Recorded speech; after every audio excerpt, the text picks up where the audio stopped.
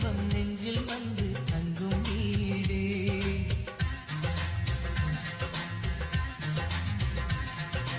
ஆனந்தம் ஆனந்தம் பொங்கும் வீடு. அன்பு செல்வம் நெஞ்சில் வந்து தங்கும் வீடு. கண்ணின் கண்ணாக கவிதை பூவாக மண்ணில் வாழ்வோமே வா. வாழ்வில் எல்லோரும் நேசம் கொண்டாடி வாழ்வோம் எப்போதும் வா.